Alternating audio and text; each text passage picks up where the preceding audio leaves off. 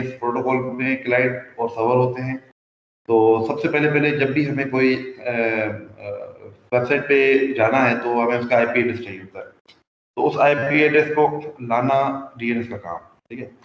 उसको ट्रांसलेट करना, क्योंकि हम तो वर्डिंग में लिखते हैं ना, तो उसको ट्रांसलेट करना आईपी एड्रेस में, that is the work of DNS, ठीक है। अब उसके लिए एक पूरी हायरार्की होती है। सबसे पहले रूट सर्वर होता है, उसके नीचे फिर टॉप लेवल डोमेन होती है, उसके नीचे फिर आपका अथॉरिटेटिव सर्वर होता है। तो रूट जो है वो चीज है जिसके थ्रू मैंने कहा था कि पूरी दुनिया में खतरों के करीब है। और वो जब भी हमारा लोकल डेटा डीएनएस है, हमारे पास एक लोकल डीएनएस होता है। जब भी हम कोई आईपी ट्रांसलेशन करते हैं तो पहले लोकल डीएनएस से रब्ता करते हैं, लोकल डीएनएस फिर रूट से रब्ता करता है, रूट जो है फिर टील टॉप लेवल डोमेन से रब्ता करता है, और टॉप लेवल डोमेन जो है ना फिर अथॉरिटेटिव सर्वर, जिसके अंदर एक्चुअली में वो आईपी एड्रेस पड़ी होती है, वो उससे रब्ता करता है। तो ये एक हायरार्किकल प्रोसेस है, ठीक है। अच्छा, अब मैंने आपको बताया था कि जब भी आपने एक कंपनी ओपन की है जिसमें आपने कहा है कि मुझे जो है ना वो, अच्छा इसके मैंने दो आपको बताए थे, एक रिकर्सिव मेथड और एक आइटरेटिव मेथड। दोनों में क्यूरी डिफरेंट तरीके से जनरेट होती हैं। फिर मैंने आपको बताया था कि अगर आपने कोई एक फर्ज करें कोई रिकॉर्ड, एक आईपी एड्रेस रजिस्टर करवानी है, ठीक है, आपकी एक वेबसाइट है, ये आपने रजिस्टर करवानी है। तो इस वेबसाइट को रजिस्टर कराने के लिए आपको दो किस्म के रिकॉर्ड जो है ना रजिस्ट्रार के पास सबमिट कराने होंगे, जो ये डीएनएस को रजिस्टर करता है। अब इसके लिए होता ये है कि पहले पहले आप जाते हैं, आपके पास चार किस्म के रिकॉर्ड होते हैं, ठीक है। तो हमने वो चार किस्म के रिकॉर्ड पढ़े थे कि वो कौन कौन से होते हैं। एक ए टाइप का रिकॉर्ड होता है, ठीक है, आपका रिकॉर्ड के इस तरह की फॉर्मेटिंग होती है, ठीक है। जैसे मैंने आपको कहा था कि डेटाबेस की क्यूरी होती है, उसकी फॉर्मेटिंग प्रॉपर होती है, जॉइन लगाते हैं, जो भी लगाते हैं, ठीक है। इस तरह से इसमें भी होता है कि पहले पहले नेम होता है, फिर वैल्यू होती है, टाइप होता है, टीटीएल होता है, टाइम टू लिव, कि ये रिकॉर्ड कितनी देर के लिए रहेगा, ठीक है। तो ए टाइप जो है ना उसमें आईपी एड्रेस होता है और नेम होता है होस्ट का, ठीक है, लेट्स सपोज www.com, www.ibm.com, और उसके बाद उसकी आईपी एड्रेस और टाइप, ठीक है। इसी तरह से सी नेम का मतलब है कि हम एलियस के साथ, हम अगर किसी वेबसाइट का एलियस रखना चाहते हैं तो नेम के अंदर हम नेम रख देंगे और वैल्यू के अंदर उसका एलियस रख देंगे, ठीक है। इसी तरह से एनएस एक टाइप है जिसमें हम क्या कर सकते हैं, हम नेम रख सकते हैं वेबसाइट का और उसके आगे अथॉरिटेटिव सर्वर का नाम, ठीक है। तो नेम में आ जाएगा, फर्ज करें वेबसाइट है www.ibm.com, और वैल्यू के अंदर क्या आएगा, उस सर्वर का अथॉरिटेटिव सर्वर क्या है। अब उसका अथॉरिटेटिव सर्वर हो सकता है मिसाल के तौर पे dns.ibm.com, ठीक है। अच्छा, इसी तरह से mx is used for male server, जो ईमेल सर्वर होते हैं ना। अब इसको मैंने कहा था कि थोड़ा सा हम डिटेल से देखते हैं कि ये क्या है। अब आपके पास ये एक इंफॉर्मेशन है, कहता ये है कि इंफॉर्मेशन रिगार्डिंग डीएनएस रिकॉर्ड। अब ये डीएनएस रिकॉर्ड के लिए पूरी इंफॉर्मेशन है, लॉटरी नाम की एक कोई कॉर्पोरेशन है उसकी। आपसे कुछ इसके मुतालिक सवाल पूछे गए हैं। सबसे पहला सवाल आपसे ये पूछा गया है, right IP address of authoritative DNS server for domain lottery. ये इस डोमेन के लिए अथॉरिटेटिव सर्वर कौन से होंगे। तो सबसे पहले आप लोगों को मैंने इधर बताया था कि जब भी आप एक आईपी रजिस्टर करते हैं तो होता यह है कि हम दो रिकॉर्ड एंटर करते हैं, एक एनएस टाइप का और एक ए टाइप का। एनएस टाइप में हम क्या रखते हैं कि वेबसाइट का नाम क्या है और उसका डीएनएस सर्वर कौन सा है, और उसके बाद डीएनएस ए टाइप का रिकॉर्ड में हम क्या रखते हैं, डीएनएस सर्वर और आईपी एड्रेस, ठीक है। अब ये आईपी एड्रेस है जो हमें चाहिए होता है, ठीक है ना। अच्छा, अब इस एक्टिविटी को देखते हैं, right IP address of authoritative DNS servers, ठीक है। अब अथॉरिटेटिव डीएनएस सर्वर्स के आईपी एड्रेस कैसे पता चलेंगे। सबसे पहले हमारे पास एनएस टाइप के रिकॉर्ड देखने होंगे और ए टाइप के। तो हमारे पास ये वेबसाइट है, इस वेबसाइट के एक ये रिकॉर्ड है, एक ये रिकॉर्ड है। इसका मतलब इस lottery.co.uk के ना दो किस्म के जो है ना वो हैं डीएनएस सर्वर, एक ये है एक ये है। और इन डीएनएस सर्वर की आईपी एड्रेस मुझे किस में मिलेगी, ए टाइप में। तो ये grove.lottery.co.uk, ये ए टाइप इसकी आईपी एड्रेस है। इसी तरह से tree.lottery.co.uk, ये इसकी जो है ना इस अथॉरिटेटिव की आईपी एड्रेस है, ठीक है। तो ये दोनों मुझे क्या शो कर रही है, ये शो कर रही है कि ये आईपी एड्रेसेस है इस अथॉरिटेटिव सर्वर की, एक ग्रोव की एक ट्री की। और ये मुझे कैसे पता चला कि लॉटरी का अथॉरिटेटिव सर्वर कौन सा है, ये मुझे NS टाइप से पता चला, क्योंकि NS टाइप के लेफ्ट साइड पे जो वैल्यू होती है वो जो हमारे पास लेफ्ट साइड है, लेफ्ट साइड पे हमारे पास क्या होता है, हमारे पास नेम होता है। तो नेम के अंदर क्या पड़ा हुआ है, ये वेबसाइट जिसको हमें एक्चुअली में एक्सेस करना है। और राइट साइड पे वैल्यू के अंदर क्या पड़ा होता है, अथॉरिटेटिव सर्वर का नाम या DNS सर्वर का नाम, और वो ये है। ठीक है, उसके बाद आपसे सवाल पूछा गया है what is IP address of their web server. आपने वेब सर्वर का आईपी एड्रेस बताना है, तो वो कैसे बताएंगे, किसी किसी ने निकाला है इसका वेब सर्वर का आईपी एड्रेस क्या होता है? जी, ये जिन 2 लोगों ने सबमिट कराया है, आप में से कोई?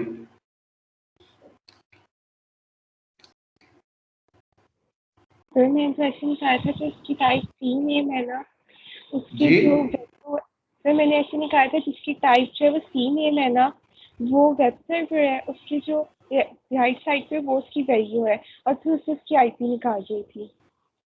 ओके, अब सी नेम असल में ना, अगर हम सी नेम के थोड़ा डिटेल से देखें तो सी नेम होता है कैनोनिकल नेम। हम असल में किसी का एलियस नेम बनाते हैं, ठीक है ना। तो कहने का मतलब ये है कि हमारे पास जो वेबसाइट है ना वो है ये, और इसका असल नाम ये था, पूरा पूरा नाम ये था, ठीक है ना। तो आप इसके करस्पॉन्डिंग देख सकते हैं, ये orchard.lottery.co.uk, orchard.lottery.uk ए टाइप की ये आईपी एड्रेस है, ठीक है। इसका मतलब है कि इसका जो कैनोनिकल नेम है ना वो ये है, और इसका आईपी एड्रेस क्या है, इसका आईपी एड्रेस ये बनता है, ठीक है। तो ये orchard.lottery.co.uk ये बिल्कुल इसके वेब सर्वर का नाम आईपी एड्रेस है। What is IP address of mail server. Mail server का आईपी एड्रेस कैसे निकालेंगे, मैंने आपको पहले समझाया कि मेल सर्वर जो होता है ना वो MX से शो होता है। तो ये लॉटरी का मेल सर्वर का नाम है steam.lottery.co.uk। तो आप स्टीम पे चले जाएं, ये स्टीम का रिकॉर्ड है और ये इसकी आईपी एड्रेस है, ठीक है। तो हमें मिल गया इसका रिकॉर्ड। तो आपने नोट किया होगा हमें आईपी एड्रेस के लिए हमेशा 2 रिकॉर्ड को चेक करना पड़ता है, या NS टाइप का रिकॉर्ड या MX टाइप का रिकॉर्ड या सी नेम टाइप का, ठीक है। इस एग्जांपल से आपको शायद इतनी क्लियरिफिकेशन ना मिले जितनी क्लियरिफिकेशन आपको इस एग्जांपल से मिलेगी, ठीक है। इस एग्जांपल को थोड़ा समझने की ट्राई करते हैं। Suppose a client wants to open a ये एक वेबसाइट ओपन करना चाहता है on the browser for the first time, ठीक है। अब वो एक वेबसाइट ओपन करना चाह रहा है, जाहिर सी बात है वेबसाइट ओपन करने के लिए DNS का पूरा सिस्टम चलता है। For given figure, draw the path showing sequence of DNS queries and replies for both recursive and iterative। आपने करना ये है कि आपने इसको सॉल्व करना है iterative और recursive क्यूरीज दोनों के लिए। मतलब क्या, मतलब हमारे पास क्लाइंट जो है वो कैसे आईपी एड्रेस को रिकवर करेगा, उस आईपी एड्रेस को कैसे ट्रांसफर होकर इस क्लाइंट को मिलेगी। तो मैंने आपको दिखाया था कि क्लाइंट और सर्वर के दरमियान बातचीत होती है। अगर लोकल DNS के पास वो चीज मौजूद नहीं है तो वो रूट के पास जाता है, फिर वो TLD के पास जाता है, फिर वो एक्चुअल में जो अथॉरिटेटिव सर्वर है उसके पास जाता है, ठीक है। अब उसके करने के 2 तरीके थे, एक आइटरेटिव मेथड था और एक रिकर्सिव मेथड था। अब इन आइटरेटिव और रिकर्सिव मेथड में हो क्या रहा होता है, हम कोई रिक्वेस्ट करते हैं और वो हमें रेस्पॉन्स देता है।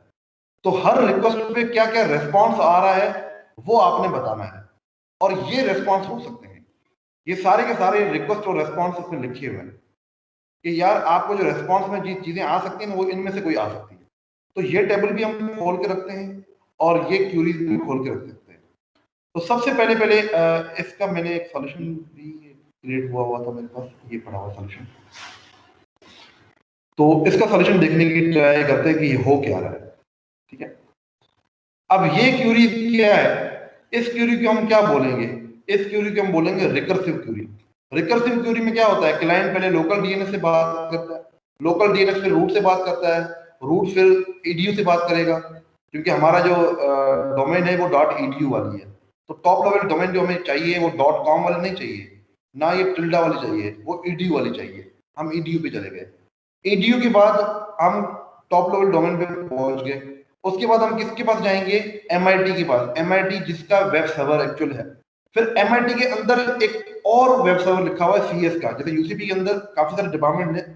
तो पहले इन्होंने ये किया हुआ था कि IT की वेबसाइट अलग से बनाई हुई थी, ठीक है ना, थी वो UCP पे, ucp.edu.pk पे, पर वो IT CSIT या इस टाइप का नाम कोई था, ठीक है ना। तो हम इधर क्या कर रहे हैं, हम MIT की वेबसाइट पे जाएंगे, वहां पे फिर CS की वेबसाइट पे जाएंगे, ठीक है। तो edu मतलब top level domain, top level domain जा रही है MIT के पास, MIT का डीएस सर्वर बता रहा है कि यार मेरे पास जो CS का सर्वर है ना, आप उसके पास जाएं। उसके पास गए, उसने मुझे रिप्लाई किया कि यार ये लो IP एड्रेस, और वो फिर आहिस्ता आहिस्ता वापस जिस रूट से आई थी क्यूरी, उसी रूट से रिप्लाई जाता जाएगा। ये है रिकर्सिव क्यूरी। इससे मजे वाली क्यूरी जो है ना वो ये वाली है, इसमें आपको काफी चीजें समझ में आएंगी। अब सबसे पहले पहले क्या हो रहा है, सबसे पहले पहले हमारे पास जो क्लाइंट है वो मैसेज कर रहा है लोकल DNS को। लोकल DNS ये फर्स्ट देखें नंबर लिखा हुआ है। अब ये फर्स्ट जो है ये रिक्वेस्ट कर रहा है इसको, वो कहता है कि यार मेरे पास जो है ना इस क्यूरी का जवाब नहीं है।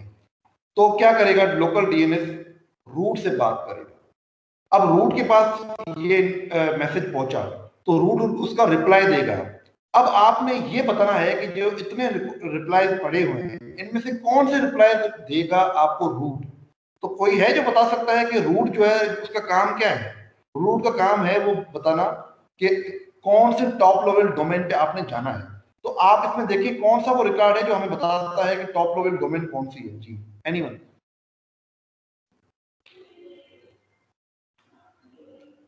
इस इन रिकॉर्ड में से कौन से वो रिकॉर्ड है जो हमें बताते हैं कि हमें टॉप लेवल डोमेन पे जाना है? कौन सी इसमें से कौन सी जो है ना वो रिकॉर्ड है जो हमें बताता है टॉप लेवल डोमेन कौन सी है?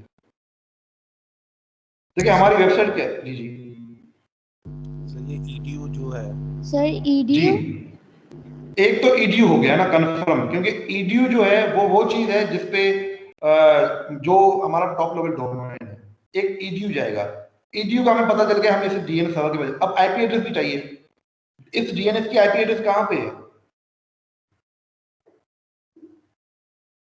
इस edu के जो डोमेन नेम सर्वर है इसकी IP एड्रेस कहाँ पे है? शाबाश। सर थर्ड पे होगी dns.edu। ये थर्ड पे पड़ गई, ठीक है। तो आप यहाँ पे देखें ये थर्ड का जो रिप्लाई आया ना, एक edu आया है NS के साथ और एक dns.edu आया है। ये दो रिकॉर्ड इसने रिप्लाई में भेजे होंगे। ये रूट का जो सर्वर है ना इसने दो रिकॉर्ड भेजे हैं आपको, ठीक है। अच्छा, उसके बाद क्या होता है, लोकल सर्वर जाएगा इस IP एड्रेस पे, और इस IP एड्रेस पे क्या पड़ा हुआ है? edu का सर्वर, इस पे पहुंच गया। अब edu का सर्वर हमें क्या बताएगा? edu का सर्वर बताएगा हमें MIT के बारे में। तो आप यहाँ पे देखें MIT कहाँ पे लिखा हुआ है।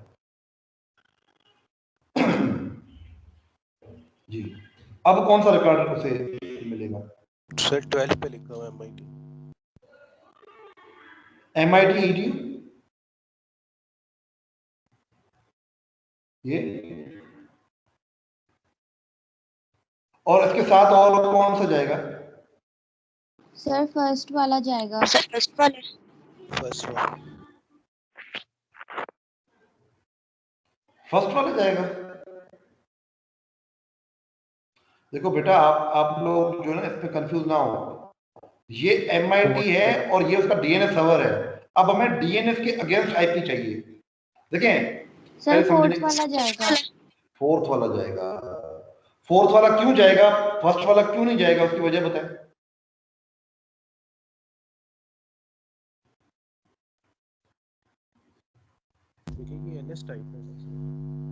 क्योंकि ये NS टाइप है। NS टाइप में हमने DNS सर्वर के कॉरेस्पॉन्डिंग जो है ना IP एड्रेस निकालनी है।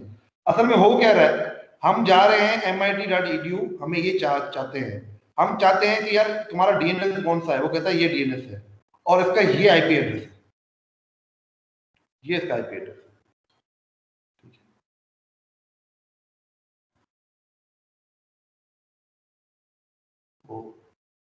तो कौन सा रिकॉर्ड गया? 12वां और चौथा।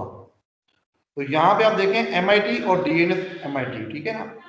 हमारे पास NS और जो हमारे पास A टाइप का रिकॉर्ड आ गया। अब edu से हम आ गए लोकल DNS पे वापस।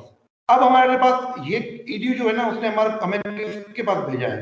वो कहता है MIT के जो है ना वो डोमेन नेम सर्वर के पास चले जाओ, और उसकी IP एड्रेस क्या है? उसकी IP एड्रेस ये है जो हमें यहाँ पे गिवन है, ये गिवन है, ठीक है। इसकी हमें IP एड्रेस गिवन है। अब ये हमें क्या देगा? ये हमें CS वाला देगा कि यार तुमने अभी CS वाली वेबसाइट पे जाना है, तो तुम्हें CS का डोमेन नेम सर्वर चाहिए, तो इसमें आप CS का ढूंढ रहे डोमेन नेम सर्वर।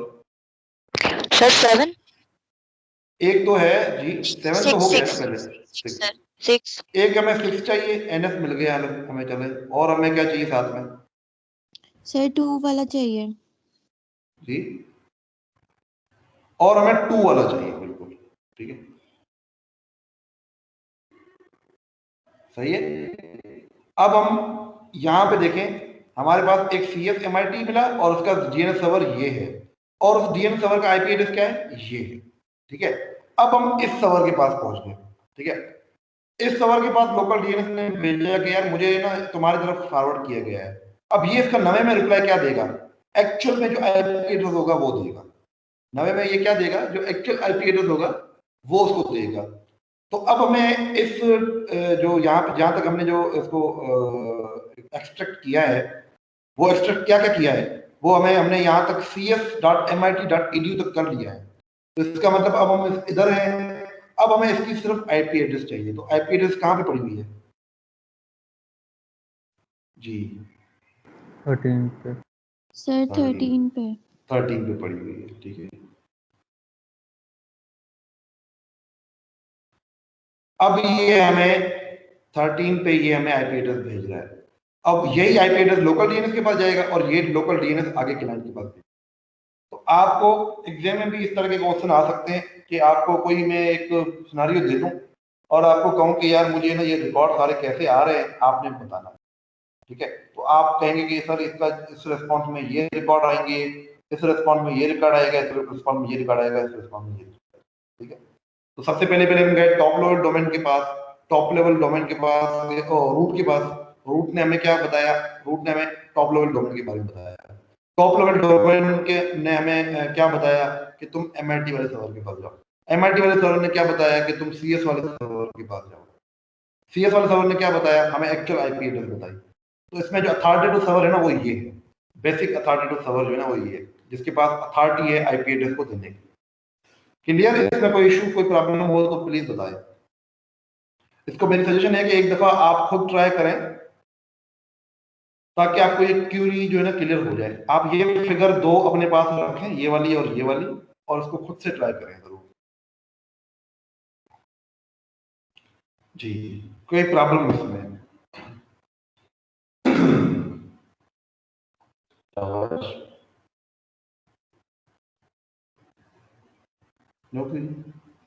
चले, बेहतरीन हो गया।